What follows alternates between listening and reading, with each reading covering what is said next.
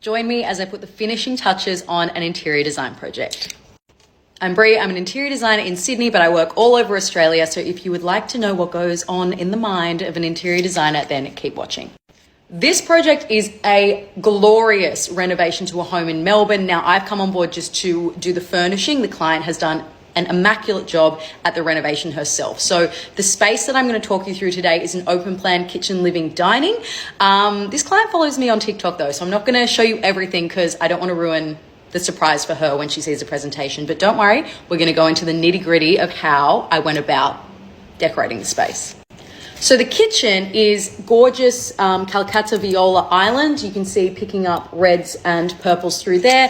Cabinetry is this gorgeous black, and there's just a really neutral timber flooring. So I always ask my clients if there's any dream wish list items, and for her, it was a Maker & Sons sofa. So if you don't know the brand, check it out. Incredible sofas. So I went to the showroom in Alexandria and picked out a whole bunch of swatches. She was originally overwhelmed with which direction to go in, so I narrowed it down to two. The two color options I gave her were on the opposite sides of the color wheel. We were either doing like a reddy orange or a green. Here are the reasons why. So green and red are opposite each other on the color wheel. So I thought, as you can see, that goes so beautifully together.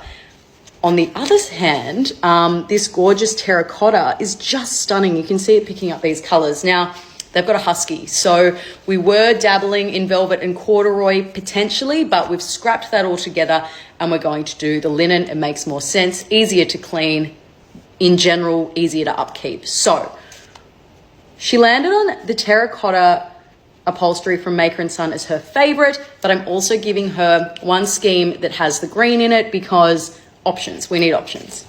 Spatial planning is one of the most important parts when you're furnishing a space. So before we get carried away and we select, every single thing down to the little side tables, I dropped the main items in here to make sure they'd fit. That's the Maker & Son sofa. That's a dining table they'd already purchased. That's the kitchen island.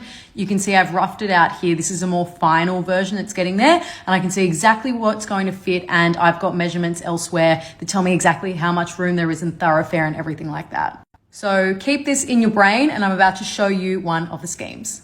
Scheme number one is modern organic. We are focusing on curved lines, organic materials, nothing sharp, straight edged. Everything feels very beautiful. Down to the light fittings here, Mercy Mason mirror. Everything's rounded, everything's comfortable. This is a local Victorian artist, absolutely gorgeous. As I mentioned, I can't give too much away because I haven't presented this to the client yet, but let me know if you want to see more of this project and I'll drop it once the presentation is done.